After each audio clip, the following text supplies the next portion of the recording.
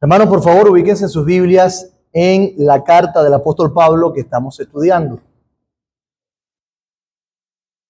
Carta del apóstol Pablo a los de Filipo.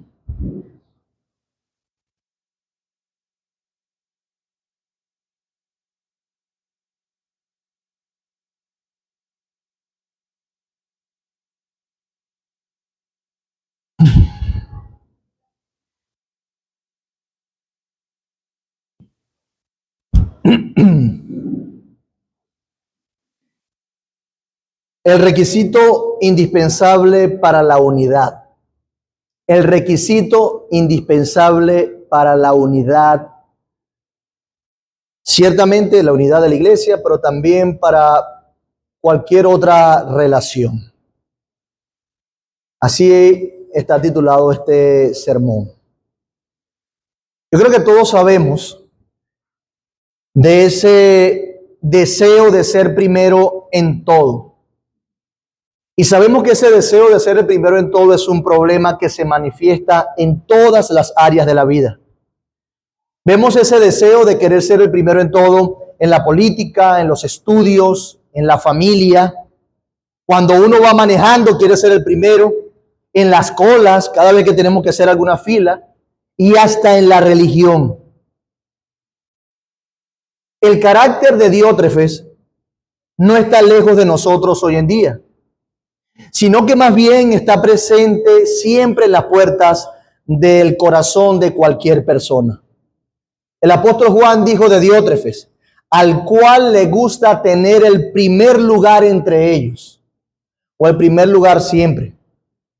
El Evangelio de Marcos también nos narra una ocasión en que el apóstol, o mejor dicho, los apóstoles estaban pensando que Jesús no se había dado cuenta que ellos estaban discutiendo entre sí.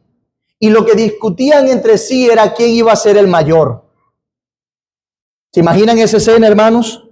Los discípulos de Jesús, los que habían estado con él, aquellos que estaban siguiendo al hombre más humilde, estaban luchando por ser el primero entre ellos. Cuando Juan y Jacobo le pidieron al Señor que le permitiera a uno sentarse a la derecha y otro a la izquierda en su gloria, los demás se enojaron con ellos. Y seguramente se enojaron con ellos porque Juan y Jacobo se les habían adelantado en hacerle esa petición al Señor Jesús. Hermanos, Pablo también tuvo que enfrentar este problema y de manera particular con la iglesia de los filipenses. Parece ser que había una inclinación natural que les hacía entender que todos eran grandes. Ya sabemos el contexto de la ciudad, quizás por eso lo hacían. Parece que todos en Filipos sabían algo, todos eran importantes. No había nadie que lavara los pies de los discípulos, como cuando no lo hubo, cuando Cristo lavó los pies de sus discípulos. Nadie quería hacerse como el Hijo de Dios, como Él lo hizo. Y aunque era una amada iglesia para Pablo, esta Filipenses o los de Filipo, tenía muchas cualidades positivas, por supuesto. Había algo que estaba amenazando la unidad de la iglesia. Había algo que estaba amenazando que estuviesen en un mismo sentir. Y eso era que cada quien quería que los demás se acomodaran a su manera de ver las cosas y de vivir la vida. Que los demás piensen como yo, que los demás sientan como yo. Y ese espíritu estaba separando a los hermanos que debían estar unidos y poniendo desafecto donde había o donde debía haber amor entre ellos. Parece que el orgullo había penetrado entre ellos, un mal en la iglesia. Y por eso Pablo ahora manda una exhortación insistente a mantener la unidad en la congregación. Y les urge a cultivar el requisito imprescindible para el mantenimiento de la unidad de la iglesia. Y ese requisito es la humildad. La humildad. Lean conmigo Filipenses capítulo 2 del 1 al 4, por favor. Por tanto, si hay alguna consolación en Cristo, si algún consuelo de amor, si alguna comunión del Espíritu, si algún afecto entrañable, si alguna misericordia, completad mi gozo, sintiendo lo mismo, teniendo el mismo amor, unánime, sintiendo una misma cosa. Nada hagáis por contienda o por vanagloria, antes bien con humildad, estimando cada uno a los demás como superiores a él mismo, no mirando cada uno por lo suyo propio, sino cada cual también por lo de los otros. Oramos. Padre, gracias por este tiempo que nos das para adorarte. Tú sabes que yo no estoy en la disposición de decir que soy el mejor en esto, así como ha pasado con otros muchos mensajes. Por eso te ruego que me escondas en la cruz de Cristo. Pero no solo a mí, sino toda tu iglesia, a quien amas y para quien has traído este mensaje. Yo te ruego que nos edifiques y que, como hemos deseado en las otras predicaciones, haya en nosotros un antes y un después. Por la ayuda de tu Espíritu y para la gloria de tu nombre. En el nombre de Jesús oramos. Amén. Hermanos, Pablo nos presenta aquí en este pasaje que el requisito indispensable para mantener la unidad en la iglesia es la humildad. Y veremos este pasaje tratando de contestar la siguiente pregunta. ¿Cómo opera la humildad en nosotros de tal manera que cooperemos con la unidad de la iglesia? Repito, ¿cómo opera la humildad entre nosotros de tal manera que cooperemos con la unidad de la iglesia? Es interesante, Pablo nos habló en el primer capítulo de esa comunión que había y exaltó el evangelio, un evangelio que nos informa para vivir cualquier situación y una vida digna de él. Ahora nos va a ir enseñando un poco más en detalle el cómo. De allí esa conjunción que hay en el versículo 1, capítulo 2, por tanto. Por tanto, ¿cómo alcanzamos la unidad? ¿Cómo estamos unánimes en un mismo espíritu, que lo vimos en el pasaje anterior? Con humildad. Pero antes de hablar de ese cómo en específico, Pablo insiste y nos dice, en primer lugar, que hay una condición para la humildad. Debe cumplirse una condición. De allí que los primeros versículos se presenten como una condición, como un condicional. Si hay alguna consolación en Cristo, si hay algún consuelo de amor, si hay alguna comunión del Espíritu, si hay algún afecto entrañable, si hay alguna misericordia. Él dice, completad mi gozo, sintiendo lo mismo, teniendo el mismo amor, unánime, sintiendo una misma cosa. Unión, unión, unión. ¿Sí se dan cuenta? Pero para cultivar la humildad y esa unión necesitan ellos entender que hay que cumplirse o tiene que cumplirse una condición. Hay una condición para la humildad. ¿Cuál es la condición que debe cumplirse para vivir en humildad promoviendo la unidad? Yo lo resumí de la siguiente manera: ser afectados por el evangelio. Repito, ser afectados por el evangelio, haber sido transformados por el evangelio, y no solamente en un momento histórico, sino que ser afectados constante y continuamente por el evangelio. Esa es la condición. Esa es la condición. No podemos demandar unidad y humildad de aquellos que no han sido afectados por el evangelio. ¿Cómo alguien es humilde si el evangelio no le ha mostrado la realidad de su alma y lo que Cristo hizo por él? Por eso es que Pablo insiste en el evangelio y ahora lo presenta como una condición con todas estas afirmaciones. Y luego lo relaciona con el gozo que él siente. Él lo hace como personal. Recuerden que están en comunión y está muy íntimo con ellos en su carta y usa los recursos que tiene para acercarlos a la verdad del evangelio a través inclusive de la relación que hay entre ellos. Por eso es que dice, completad mi gozo. Lo hace personal. Une su gozo con la verdadera respuesta al evangelio. Repito, une su gozo con la respuesta verdadera al Evangelio. Ese gozo de Pablo que nos menciona allí, lo que lo llenaría de alegría y de gozo era ver una respuesta adecuada del Evangelio por parte de estos hermanos. Mientras que ellos respondieran adecuadamente al Evangelio, él estaría gozoso. Pero es que ese era el camino, no solamente por el gozo de Pablo, sino porque es la verdad de Cristo, que respondamos adecuadamente al Evangelio. Pero ese era su gozo. ¿Por qué? Porque el Evangelio produce unidad en un mismo espíritu.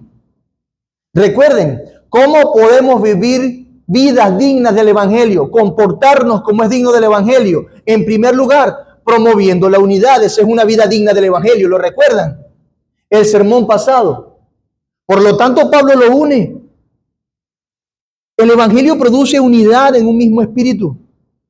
El Evangelio produce en el corazón la virtud necesaria para estar unánimes en un mismo espíritu, la humildad. Eso solamente lo produce el Evangelio. Por eso es el llamado insistente de Pablo en todos sus escritos. Por eso Jesús hablaba de esa manera. Por eso los pastores predican de esa manera, aunque suene trillado. El Evangelio es necesario para la iglesia. No solamente para cuando nos salvó, sino para seguir caminando en santidad, para la gloria de su nombre. El Evangelio. Una predicación constante del Evangelio en nuestra vida nos recordará quiénes éramos, quién es Dios y lo que Él hizo de nosotros, para que ahora podamos responder con amor con nuestro prójimo. El Evangelio. Y ese era el gozo de Pablo, ver esa respuesta. Es como si Pablo estuviera diciendo, si efectivamente el Evangelio os ha afectado, si efectivamente han entendido a Dios y a su Cristo lo que significa, si han visto por el Evangelio al Dios consolador, si efectivamente tienen una relación con Dios, si sus afectos han sido objeto de la compasión y la misericordia divina, si sus afectos han sido cambiados, entonces da el fruto que debes dar. Fruto que alegraría el corazón de cualquier ministro fiel. Ver una iglesia fiel, respondiendo al Evangelio, respondiendo a lo que han creído, si es que han sido afectados. De allí que nuestro pasaje comienza así: por tanto, si ustedes han sido consolados por Cristo, si ustedes han sido consolados en el amor de Él, o por algún otro hermano que muestra a Cristo, si hay alguna comunión en el Espíritu, si efectivamente están unidos en el vínculo por el Espíritu Santo, unidos a Cristo y al Padre y entre ustedes, si hay algún afecto entrañable, si sus emociones responden desde las entrañas para la gloria de Dios por el Evangelio, si ustedes mismos han sido afectados por la misericordia de Dios, que para la iglesia eso es una realidad, entonces completen mi gozo. ¿Cuál es el gozo de Pablo? Una vez más, ahí está, sintiendo lo mismo, teniendo el mismo amor, unánime, sintiendo una misma cosa. Unión, unión, unión, comunión. Unidad, sintiendo una misma cosa. Oh, mi amado hermano, ¿qué hizo Jesús para que nosotros pudiésemos tener esto? Para que sintamos y vivamos de esa manera. ¿Qué tuvo que hacer Cristo? Todos sabemos lo que tuvo que hacer. Jesús hizo lo necesario para que su iglesia ahora, por cuanto ha sido afectada por su compasión, misericordia, por el ministerio de Cristo, entonces responda y llene el gozo de Pablo y responda para la gloria de Dios. Si Cristo hizo todo lo necesario, mi amado hermano, ¿cómo nosotros no promovemos esa humildad en nuestros corazones de manera que seamos uno? Si Cristo ya hizo todo lo que tenía que hacer para darnos esa unidad y esa humildad y un ejemplo de humildad para capacitar nuestros corazones, ¿cómo es que no respondemos de una manera adecuada promoviendo la unidad?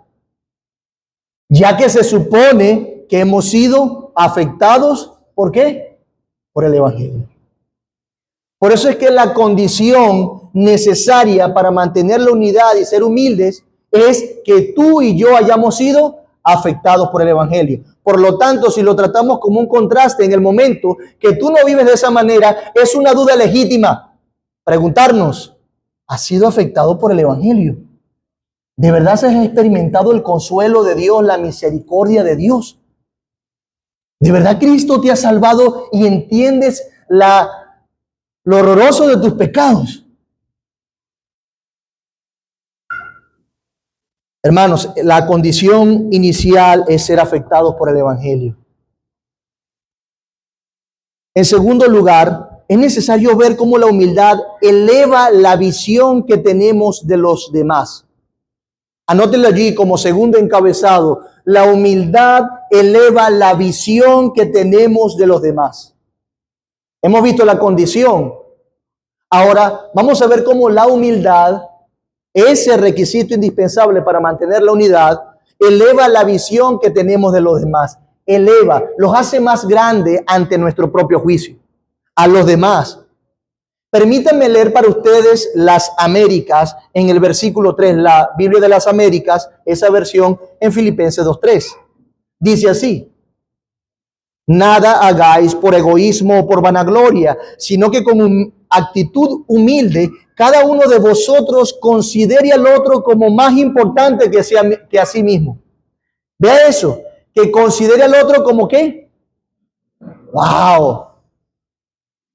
Yo he predicado este pasaje como 4 veces y las 4 veces me da ese bastonazo. Nada hagáis por contienda o por vanagloria. Con humildad, estima a los demás como superiores a ti mismo. Él lo presenta este pasaje de manera negativa inicialmente. Él dice, nada hagáis por contienda o vanagloria. Y luego lo presenta de forma positiva, antes bien con humildad, cada uno considerando a los demás como mayores a él mismo. Vemos aquí que Pablo anhela de todo corazón la unidad entre ellos. Y para hacerlo presenta el mal, presenta la enfermedad que puede llegar a estropear, a echar a perder la unidad de la iglesia. ¿Cuál es esa enfermedad? El egoísmo y la vanagloria. Pero luego de presentar la enfermedad trae el remedio. Si ellos iban a llegar a ser de un mismo sentir, de una misma forma de pensar, el requisito estaba allí, la humildad. Ese es el remedio. Entonces veámoslo detenidamente cuando lo presenta de manera negativa. No debe haber egoísmo o vanagloria entre ellos, ¿correcto? Eso es lo que nos dice tácitamente el pasaje.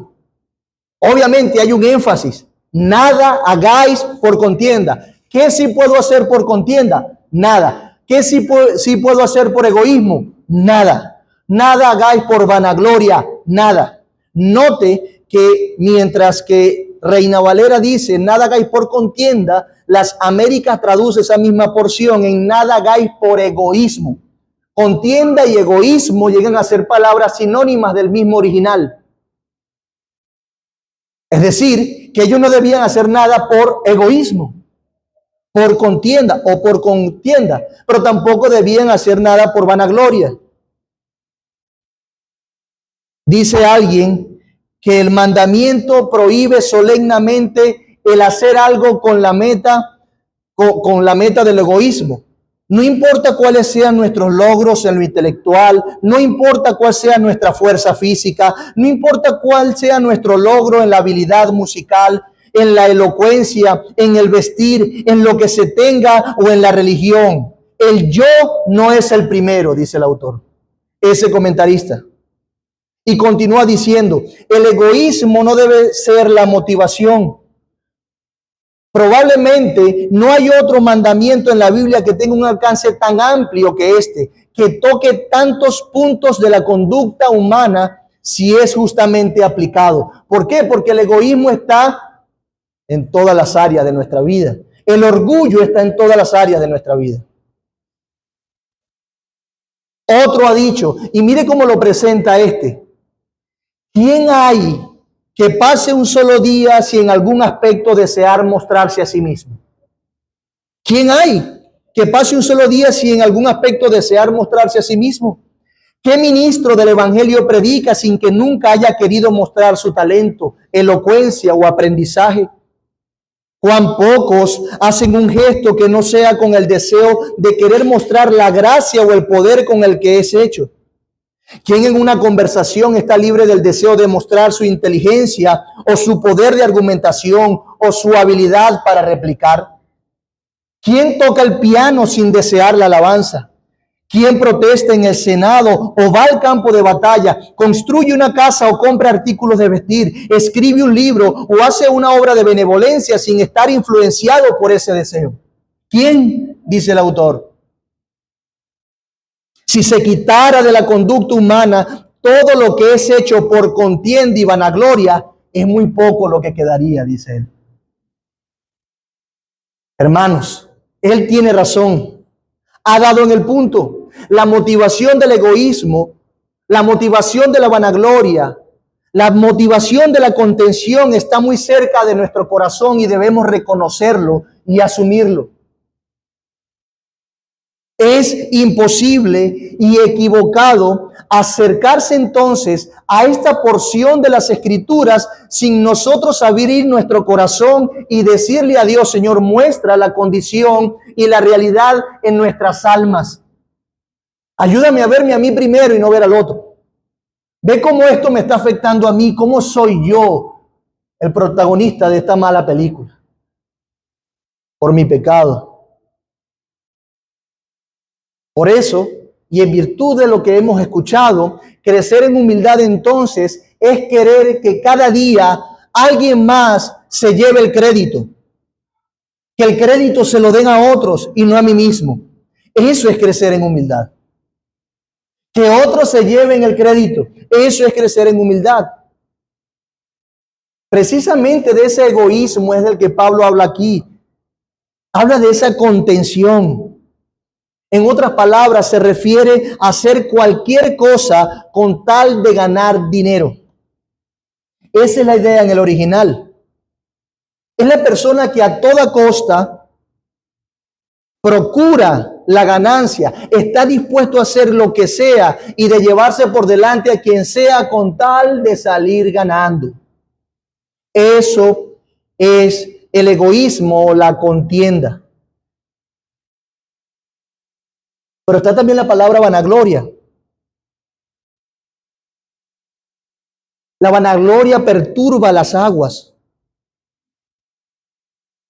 No porque a la persona le gusta el problema en sí mismo. No es alguien que ame el problema de manera particular, sino que esa persona está dispuesto a producir contención con tal de él hallar alguna preeminencia de por medio. Es el tipo de persona que está dispuesto a causar los problemas con el fin de preservar el primer lugar en la mente de los demás. Eso es vanagloria. O sea, si yo logro después de la discusión quedar de primero en la mente del otro, yo estoy dispuesto a hacer lo que sea. Eso es lo que la palabra comunica cuando estamos hablando de vanagloria. ¿Verdad que es algo que se remite a lo más profundo del corazón y de nuestros pensamientos? A esa lucha que tenemos allí constantemente. Alguien que quizás no puede ver en primera instancia, pero que efectivamente está allí. Es una realidad. Nada hagáis por egoísmo ni vanagloria. Eso es la vanagloria, una gloria hueca. Es como si alguien empiece a mirarse en el espejo y empiece a alabarse por todo lo bueno que tiene.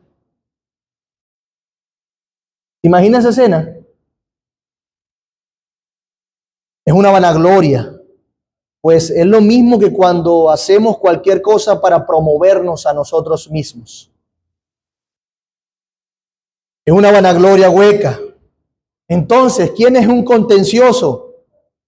Bueno, no debemos pensar en un contencioso, en una persona como alguien que vive gritando de una manera fuerte y airada. No confunda las cosas. La idea es cualquiera que por motivos egoístas impide la unión y la cohesión entre los hermanos. Es cuando alguien cree siempre que él piensa lo correcto acerca de las cosas. Allí hay una persona contenciosa que siempre propone las mejores opciones, que ofrece argumentos irrebatibles y que considera que el que difiere de él está equivocado, que le falta sabiduría y que si se sigue oponiendo a su opinión es una obstinación imperdonable porque yo soy el que sé. Cuando hallamos eso, estamos frente a una persona contenciosa y vanagloriosa. Proverbios 13:10 dice: por la soberbia solo viene la contienda, mas con los que reciben consejos está la sabiduría.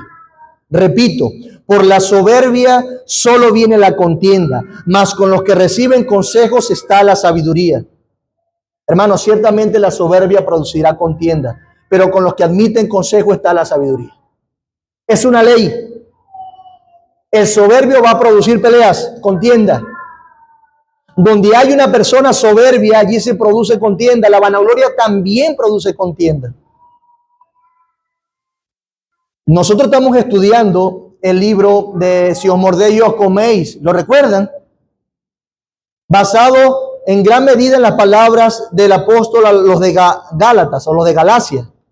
Él dice: si os mordéis y os coméis unos a otros, mirad que también no os consumáis unos a otros. Ese ambiente entre los hermanos era que se estaban comiendo literalmente. Se ladraban, se mordían. Y dice Pablo que el problema entre ellos era la vanagloria. Usa la misma expresión. Él dice: no nos hagamos vanagloriosos, irritándonos unos a otros, envidiándonos unos a otros. No nos hagamos vanagloriosos. Ese es el mal.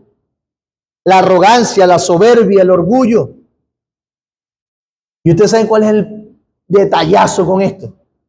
Que el que tiene este problema no se da cuenta que lo tiene. Así como el humilde no cree que es humilde.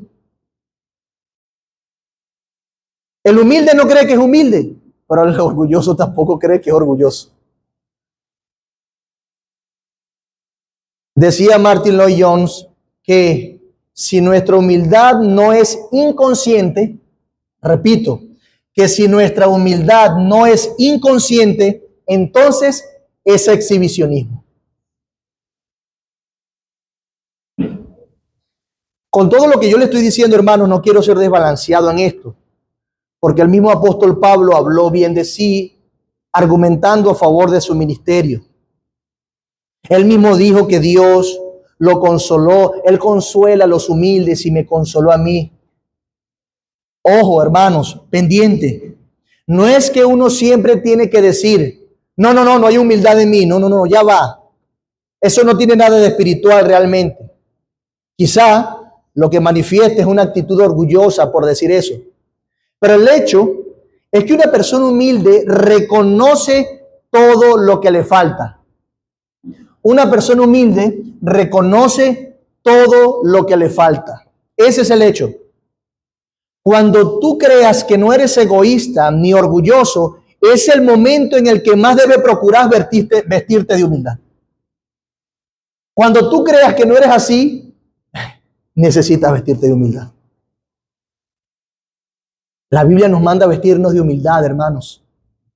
Es una actividad consciente de cada uno de nosotros, de cada uno.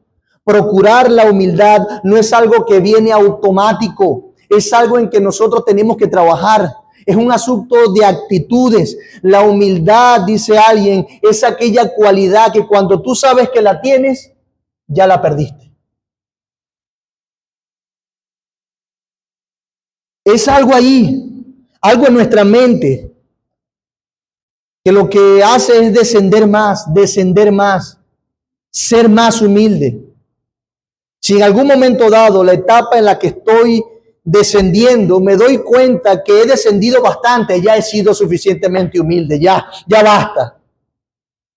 Bueno, ahí es donde es necesario que desciendas más. Que seas más humilde. Entonces, en ese momento, cuando tú digas que ya subiste, o que mejor dicho, ya descendiste lo suficiente, lo que está mostrando es que realmente eres un orgulloso. Estás enorgulleciéndote. Yo sé, hermanos, que esto es súper complicado porque sé también que es la tendencia de nuestros corazones. Hasta la hora de la muerte nosotros tendremos que lidiar con esos intereses egoístas y vanagloriosos en nuestro corazón. Sí, es una lucha a muerte, pero es una lucha. Una lucha de la cual ya Cristo nos aseguró la victoria si confiamos en Él y si es que el Evangelio nos ha afectado. Si es que el Evangelio nos ha afectado. Demanda grandes esfuerzos con la ayuda del Espíritu de Dios. Sí, pero tenemos un modelo que es Cristo, un modelo de humildad. Charles Spurgeon dijo, el orgullo es como las moscas de Egipto, que ni todos los soldados del faraón las podían sacar. De igual manera estoy seguro que ni todas las fuertes resoluciones ni las aspiraciones más devotas pueden mantener fuera el orgullo, a menos que Dios, el Señor Todopoderoso, envíe un fuerte viento del Espíritu y lo barra de nosotros. Así lo decía Spurgeon. En conclusión al comentario de Spurgeon, necesitamos orar. Señor, hazme humilde. Y con ello, perdóname. Soy un arrogante que está buscando tener el primer lugar y ganar todo y ser todo. Y perdóname. Solamente un fuerte viento del Espíritu Santo puede barrer las moscas del orgullo en nuestra vida, hermanos. Debemos orar por eso. Porque es un problema muy común, es a diario. Es importante que entendamos que es algo común. Es algo serio. El hecho de que sea común no significa que no sea serio. Es algo que daña la vida, la unidad de la iglesia.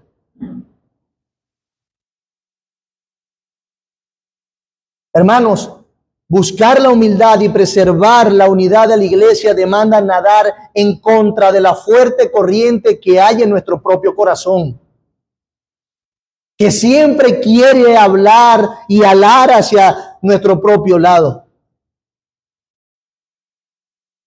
Pero cuando no procuramos ni siquiera quitar ese mal de nosotros, cuando no queremos quitar la enfermedad, el egoísmo y la vanagloria, entonces como la gangrena se multiplica rápidamente, como una peste se multiplica en nuestro corazón si no somos sensatos en admitir nuestra arrogancia y pedir la ayuda del Señor. Se va a multiplicar hasta podrir las células que nos mantienen unidos, hermanos. Nada hagáis por contienda o por vanagloria. Ese es el aspecto negativo de nuestro pasaje, pero también lo dice de una manera positiva. Antes bien, con humildad, estimando a los demás como superiores a él mismo. Pudiésemos responder naturalmente y preguntarle al pasaje, Pablo, entonces, ¿cómo hago para no hacer las cosas con contienda o vanagloria por egoísmo? ¿Qué tengo que hacer para mantener la unidad? ¿Qué tengo que hacer? ¿Cómo debo pensar? ¿Cómo debo actuar? Bueno, con humildad, ve a los demás como mayores a ti mismo. Velo como mayores a ti mismo. Es lo que responde el pasaje. Una vez más, hermanos, es la humildad el requisito indispensable para mantener la unidad de la iglesia. ¿Y sabe qué? El diablo lo sabe. Por lo tanto, va a promover todo lo opuesto a ello en nuestra vida y en nuestro corazón y en nuestra iglesia y en nuestras familias y en cualquier otro contexto donde nos estemos relacionando.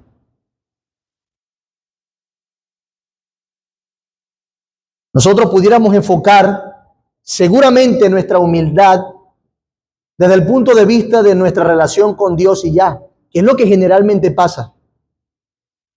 Normalmente se enfoca en los cristianos de esa manera. Y sí, ciertamente nosotros todos somos criaturas completamente dependientes del Creador, muy necesitados de Él, es verdad.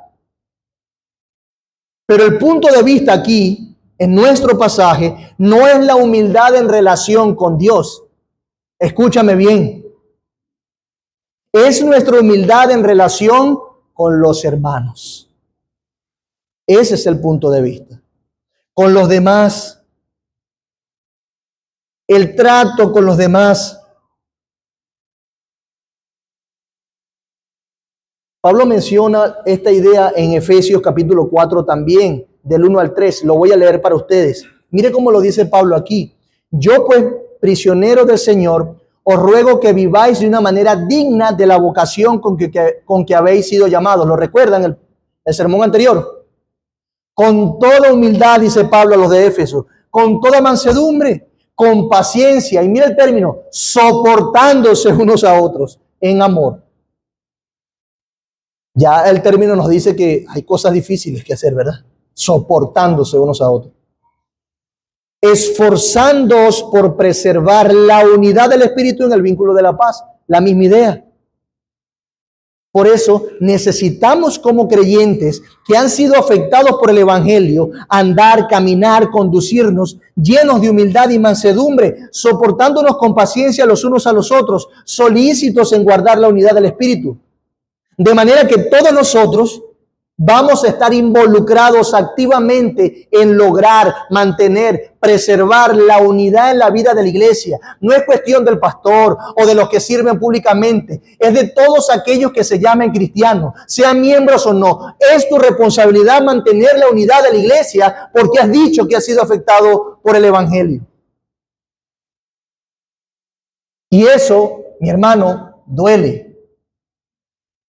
Desarraigarse del orgullo no es algo sencillo y ya, pero Cristo venció. Pero también sabemos que va a doler, que vas a llorar, que te vas a angustiar, que no vas a querer resolver los problemas, que no vas a querer servir más, que vas a entender que has hecho mucho, que has sido demasiado humilde y has servido mucho a tu iglesia, que otros lo hagan.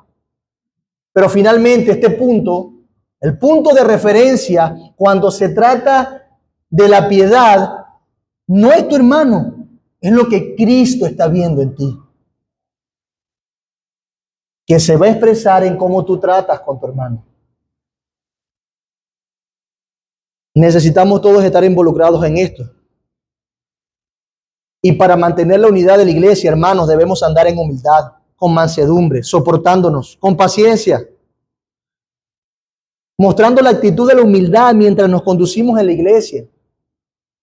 Si la iglesia va a estar unida en alguna medida, si vamos a mantener la unidad del Espíritu, vamos a andar con el fruto del Espíritu, manteniendo un carácter que sea propicio para guardar esta unidad.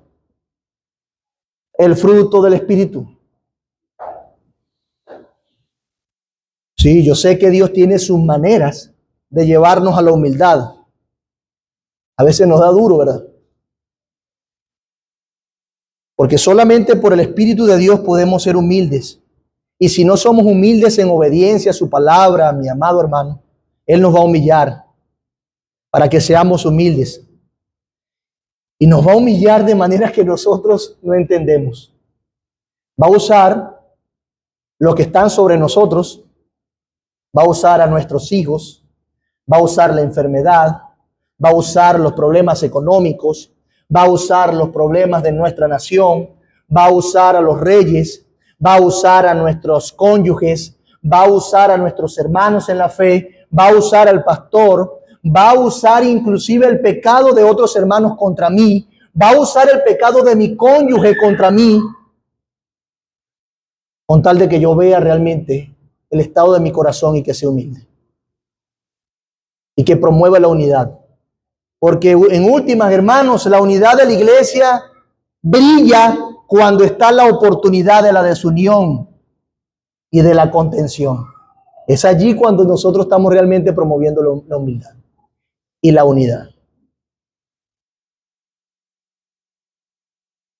Es una actividad consciente la que nos está hablando Pablo aquí. Consciente en eso. También le dice esa misma idea a los de Colosas.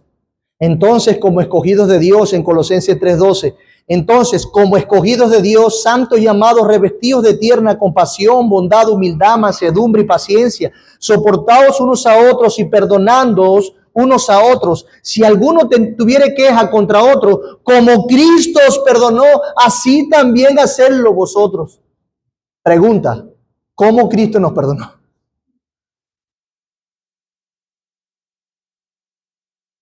Por eso es que él dice, y sobre todas estas cosas, vestidos de amor, que es el vínculo de la unidad. Todos esos rasgos son familiares, hermanos. Es la misma idea que Pablo está presentando a los de Éfeso, a los de Colosa y a los de Filipo. Aquí una vez más el énfasis está en la unidad de la iglesia y en el espíritu, en la actitud que debemos mantener unos con otros para poder lograr mantener esa unidad. Insisto, Pablo sabía que si esas cosas no estaban presentes en la iglesia, era imposible lograr la unidad de la iglesia. Es imposible. Necesitamos la humildad. Necesitamos la humildad para permanecer unidos. Que nuestra forma de pensar cambie por el amor. Necesitamos estar en un mismo amor, en un mismo sentir. Necesitamos la humildad, como Pablo lo dice aquí. Debemos estar conscientes de que sin eso no se puede. Sin esa humildad es imposible. Hermanos, esto se ve en todos lados. Humildad, humildad, humildad, humildad, humildad. Hemos dicho y hablado de la humildad para alcanzar la unidad. ¿Qué es la humildad, pastor? Bueno, una vez más repito y te lo digo de otra manera. Pensar poco de nosotros mismos y y mejor de los demás. Pensar poco de nosotros mismos es el concepto de la palabra. Empequeñecernos en nuestras mentes. Yo sé que muchas cosas se pueden decir en relación con nuestra relación con Dios y el tema de la humildad. Claro que nosotros somos como gusanos delante de Dios. Pero el punto es la humildad en relación con tu hermano, no con Dios. Claro, Dios es Dios. Está en los cielos y yo estoy aquí en la tierra. Está bien, yo delante de Dios debo humillarme y me humillaré, pero nunca delante de... No, hermano, es inconsistente. Es inconsistente. ¿Puede una persona ser humilde delante de Dios, pero no ser humilde delante de otra persona? Bueno, alguien lo intentó en aquella enseñanza de Jesús que nosotros conocemos como el fariseo y el publicano. El fariseo lo intentó, pero es incongruente. Humildad en relación entre nosotros, con nosotros. Esa es la humildad que se está llamando. Recuerden, el contraste es entre la vanagloria y la contención con la humildad. La humildad es todo lo opuesto a aquellas dos enfermedades. Es todo lo opuesto. Si eso es así, la verdadera humildad disipa la autoimportancia que constantemente quiere establecerse en contacto con nosotros. El egoísmo nos urge a devaluar y a minimizar a todos los que nos rodean. La humildad nos urge a preferir a los demás antes que a nosotros. La consigna de la vanagloria es ser primero o nada. Pero el sentimiento de la humildad es la expresión de Pablo. Soy menor que todos los santos. Menor que todos los santos. ¿Cómo actúa entonces la humildad para nosotros procurar la unidad de la iglesia? Bueno, nos hace considerar a los demás como superiores a nosotros mismos. Nada hagáis por contienda o vanagloria, antes bien con humildad. Y nos explica, estimando a los demás como mayores o superiores, como más importantes que nosotros mismos. Mientras que el deseo de la gente es ser primero en todo, la directriz bíblica es estimemos a los demás como primeros que nosotros. Pablo dice, capítulo más adelante a los de Filipo, que para él no era gravoso repetirle las mismas cosas. Y para mí tampoco lo será, sobre todo cuando estamos exponiendo estos pasajes, porque es algo que debe quedar sí o sí en nuestra mente. Diferentes conceptos, diferentes puntos de vista, pero finalmente humildes como Cristo si es que hemos sido afectados por el Evangelio.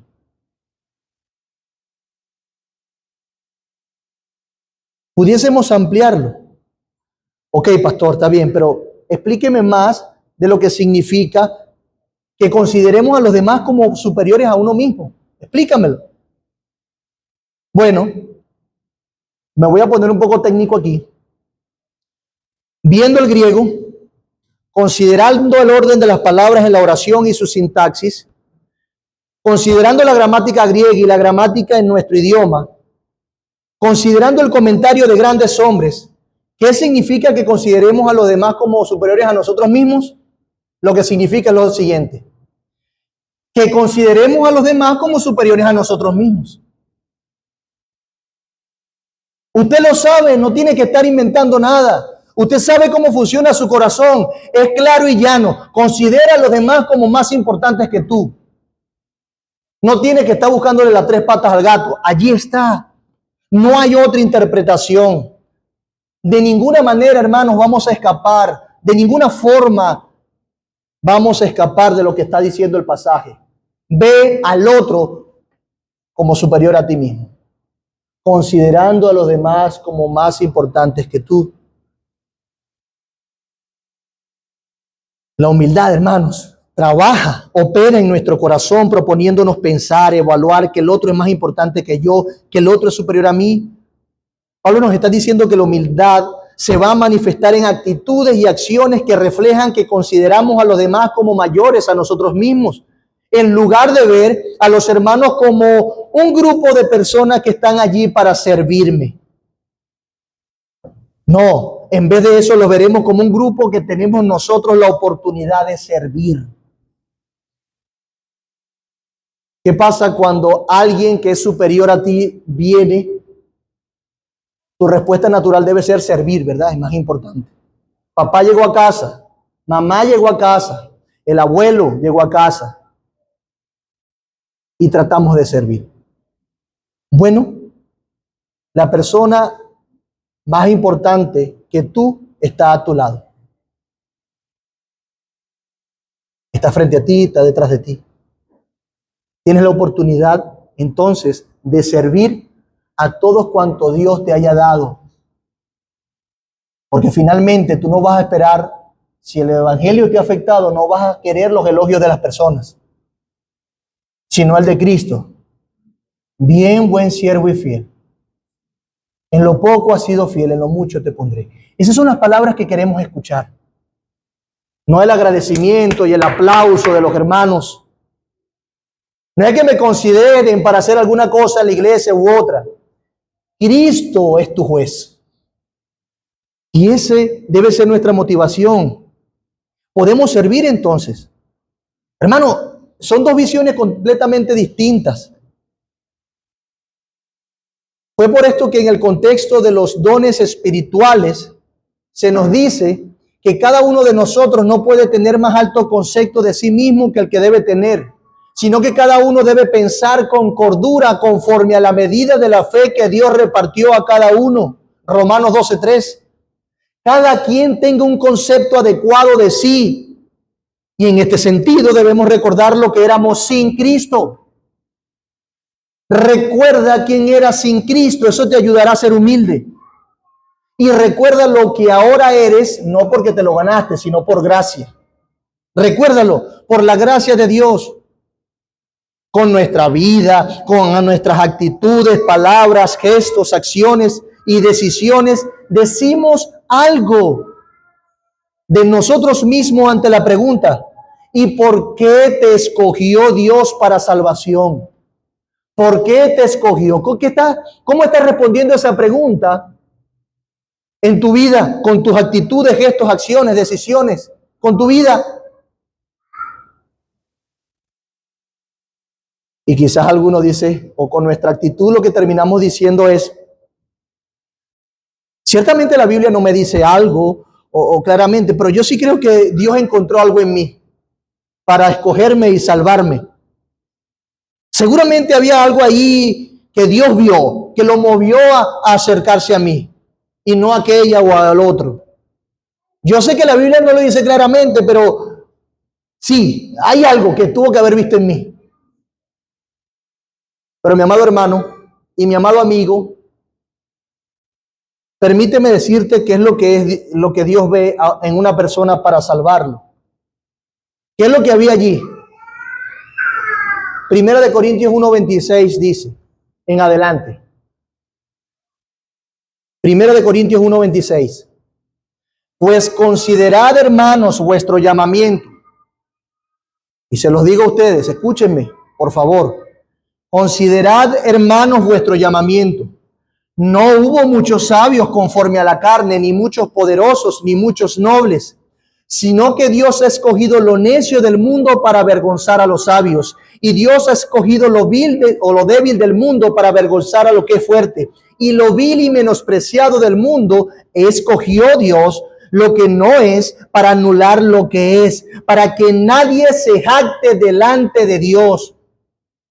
Mas por obra suya están ustedes en Cristo Jesús, el cual se hizo para nosotros sabiduría de Dios y justificación y santificación y redención, para que, tal como está escrito, el que se gloríe en el Señor. Yo no quiero ofender a nadie. Aquí, de los que estamos aquí, nos llamamos creyentes. No quiero. Pero dice la Escritura que tú has sido elegido por Dios, que tienes un privilegio de parte de Dios, no por bueno, sino por necio y por insensato. Eso es lo que nosotros traemos. Esa es la marca que busca Dios, a un necio en el que Él puede exaltar su sabiduría. La sabiduría de cómo Él toma a un rebelde en su corazón y lo transforma en un objeto donde se manifiesta todo su poder, transformándolo en una criatura que ahora ama y obedece a Cristo. Hermanos, Dios despliega y manifiesta toda su sabiduría y todo su amor precisamente enseñando, demostrando en una criatura que le aborrecía, la autoridad de Dios sobre sí, y lo transforma para que ahora ame a Dios. Eso es lo que tú y yo teníamos. Eso es lo que tú y yo hicimos. Eso es lo que había ahí para que Dios se glorificara y se gloriara en nosotros. Y dice entonces que Dios hizo eso para avergonzar a los sabios. Hermanos, los sabios están fuera de esta bendición divina. Y tú estás dentro de esa bendición divina porque tú eras un don nadie.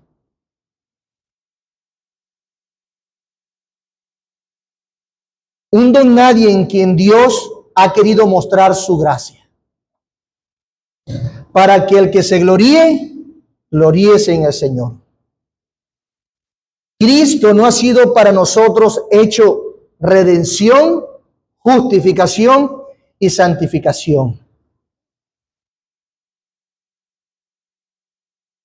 Por eso es que Martín Lutero dijo en su momento, mi humildad no es tan insensata como para hacerme ocultar los dones que Dios me ha dado, y esto trae una nota de balance, dijo él. Sí, hermanos, éramos personas necias que aborrecían a Dios. Y Dios nos eligió. ¿Qué aportamos nosotros para nuestra salvación? Hay una sola cosita, nada más, nuestro pecado, para que el Señor lo redimiera. Pero bueno, aprovechemos la palabra de Martín Lutero para que tengamos notas de balances en todo el contexto bíblico. Lo que Pablo está diciendo aquí no es que un jefe diga, bueno, yo debo estimar a los demás como superiores a mí mismo, de manera que los otros digan, eso es y eso se hace así en mi empresa. No. Porque el jefe está allí para imponer el orden, ¿sí o no? Pero hay una actitud que de diferencia con el que es un jefe y lo hace por orgullo. El jefe con humildad se le nota que está poniendo las cosas en orden en su empresa. Insisto, la humildad no significa que tú le des tu autoridad a otra persona, sino que trates con dignidad y como más importante a esa persona. Son cosas totalmente diferentes. Él debe, o el jefe, aplicar su autoridad con humildad. Todo padre tiene la autoridad en sus manos, pero todo padre debe aplicar la autoridad con humildad. Todo pastor tiene autoridad en sus manos y la debe aplicar con humildad. Hay ciertas actitudes en la vida del creyente que se manifiestan con humildad cuando él tiene autoridad. Pablo llegó a decir en su momento, de hecho, en nada he sido menos que los apóstoles, aunque nada soy yo, no he sido menos que los demás. Pero después dice, yo soy el peor de los pecadores. Fíjense que Pablo no está menospreciando lo que Dios ha hecho por él. Él le da la gloria a Dios, pero ciertamente tiene una posición de apostolado y él utilizó su apostolado en las iglesias.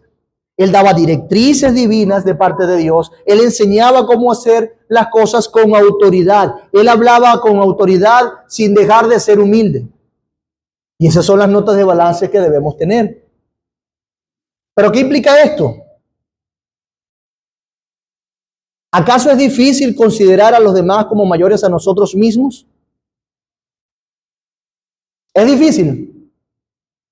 Claro que es difícil, a mí me cuesta. Sí, es difícil. Pero eso se torna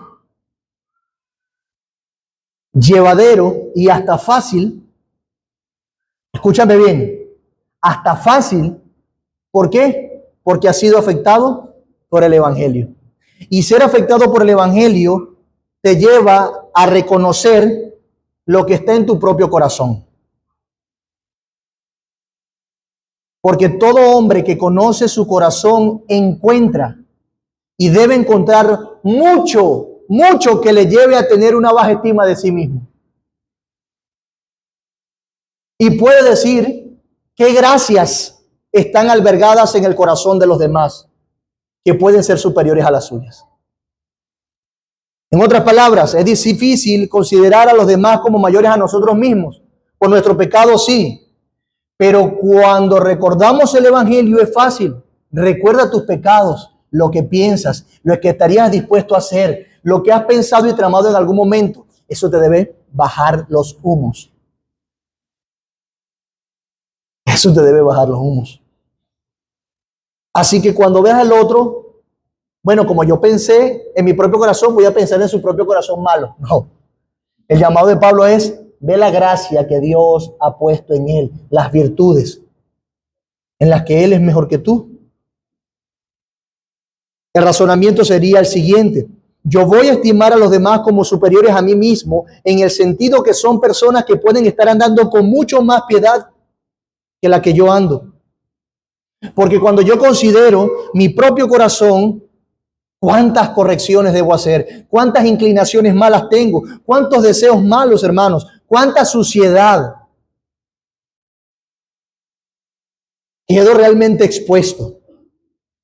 Pero hay de aquel que no ve ni una maldad en su corazón. Me temo que no ha nacido de nuevo. Me temo que está haciendo a Dios mentiroso. Porque andar en luz es reconocer que pecamos. Y eso nos da la información suficiente para caminar en humildad y en consecuencia promover la unidad de la iglesia.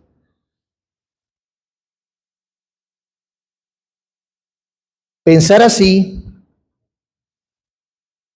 no nos invita a pensar mal del otro.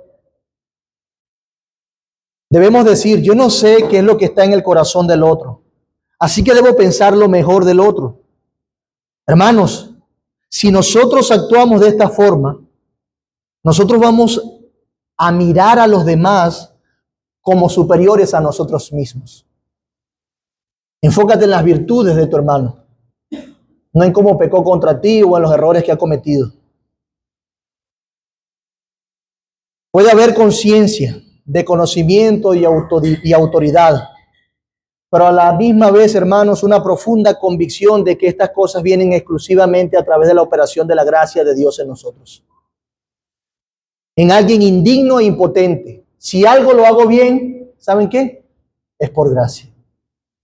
Si algo tengo, ¿sabes qué? Es por gracia. En todos los aspectos, conocimiento, oficio, dinero, recursos, recuerda, es por gracia. Es por gracia. No te lo mereces, Dios te ha puesto allí. Cuando lo vemos de esa manera, entonces el Espíritu de Cristo nos va a guiar. No importa cuáles sean ni cuán grandes sean nuestros poderes. No importa. Ni cuán bello sea nuestro carácter en comparación con los poderes y el carácter de aquellas personas que nos rodean.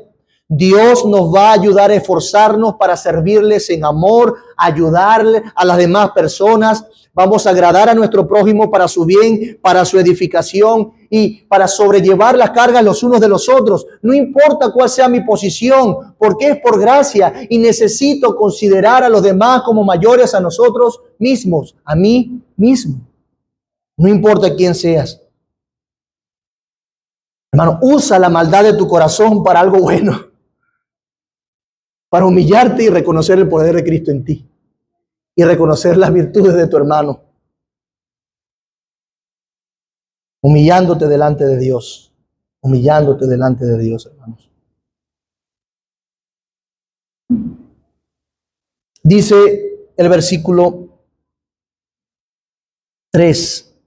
Nada hagáis por contienda o por vanagloria, antes bien con humildad, estimando cada uno a los demás como superiores a él mismo, no mirando cada uno por lo suyo propio, sino cada cual también por lo de los demás. Esto es un trabajo continuo, como ya les he dicho. Dice Romanos 12:10, sed afectuosos unos con otros con amor fraternal, con honra. Daos preferencia unos a otros. ¿Cómo puedo considerar a los demás como mayores a nosotros mismos? Bueno, siguiendo también el ejemplo de Pablo o el mandato de Pablo a los de Roma. Prefiere a tus hermanos, aquellos que han sido comprados con la misma sangre, y perdónalos. Ámalos, sírveles, sé humilde y que todo eso promueva efectivamente en ti y en el resto la unidad en un mismo espíritu. Que tu iglesia se vea cohesionada por tu ministerio, por tu carácter, por lo que Dios ha hecho por ti. Hermanos, mira,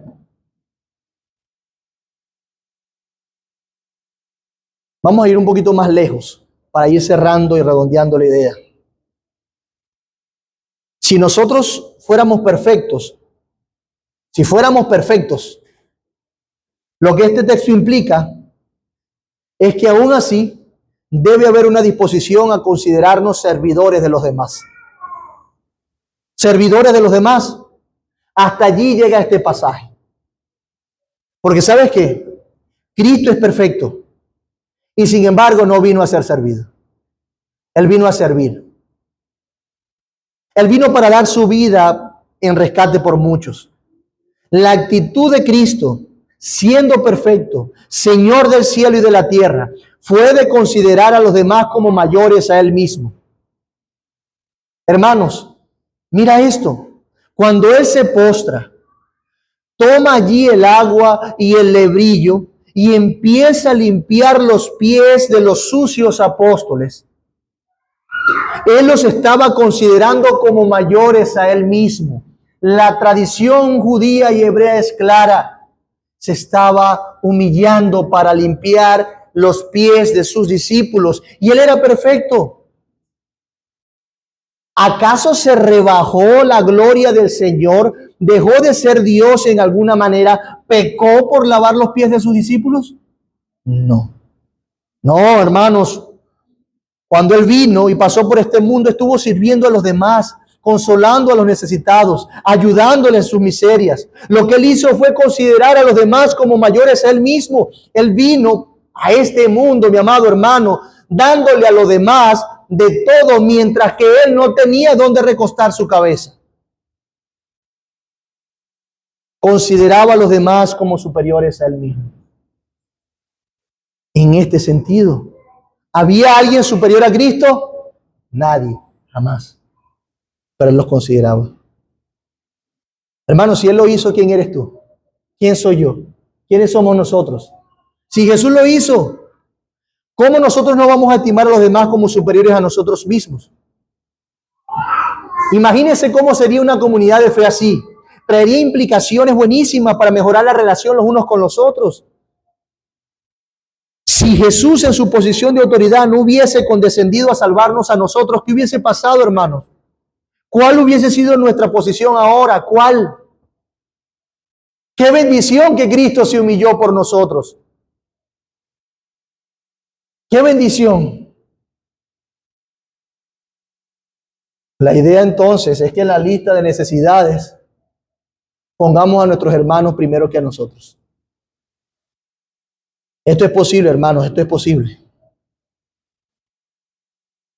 Es posible. Con la gracia de Dios podemos seguir adelante en todo este asunto. Finalmente, el punto clave es ver el Evangelio y al Cristo que hizo esto posible. Como lo veremos más adelante, que dice, y lo veremos detalladamente: haya pues en vosotros este sentir que hubo también en Cristo Jesús, el cual, siendo en forma de Dios, no estimó el ser igual a Dios como cosa que aferrarse, sino que se despojó a sí mismo, tomando forma de siervo, hecho semejante a los hombres, y estando en la condición de hombre, se humilló a sí mismo, haciéndose obediente hasta la muerte y muerte de cruz. Allí está Cristo y tu Señor. Por eso no quites la mirada de Él. Y si el Evangelio te ha afectado, entonces Dios te ha capacitado para no hacer las cosas con vanagloria o contienda.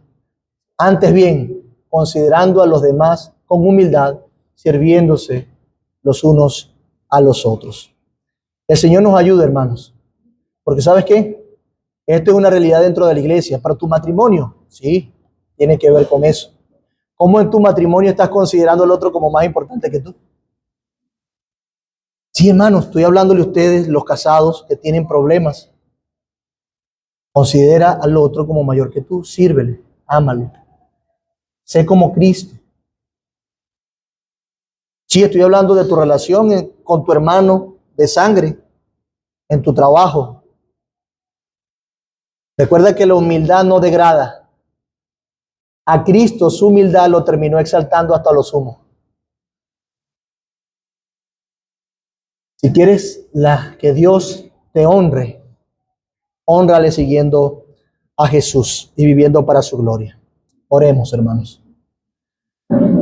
Señor, te ruego que nos ayudes. Te pido perdón. También te ruego para que aquellos que han escuchado estas cosas, que saben que están incapacitados y lo ven como locura porque no han creído en ti, ayúdales a entender que su propio pecado está respondiendo ahora mismo creyendo que es algo imposible, que es algo tonto. Hazles ver, por favor, Señor, que te necesitan. Recuérdales que si ellos no tienen esa actitud, si no aman, si no perdonan, si no sirven, si no consideran a los demás como mayor a él mismo, como más importante, entonces es porque no han nacido de nuevo. Ayúdales a entender que te necesitan, Señor. Salva a pecadores y edifica tu iglesia y santifícala, te lo ruego. Gracias por Cristo. Te alabamos y te bendecimos, Señor, y te agradecemos mucho por tu palabra. Y te agradecemos por Cristo, porque Él consoló nuestros corazones en medio de todas esas situaciones, porque Él, siendo perfecto, vivió con humildad. ¡Qué consuelo! Podemos entonces ser humildes y padecer con propósito. Gracias, Jesús. Capacítanos con tu Espíritu y mantén la unidad de esta iglesia, Señor, en el nombre de Jesús. Amén.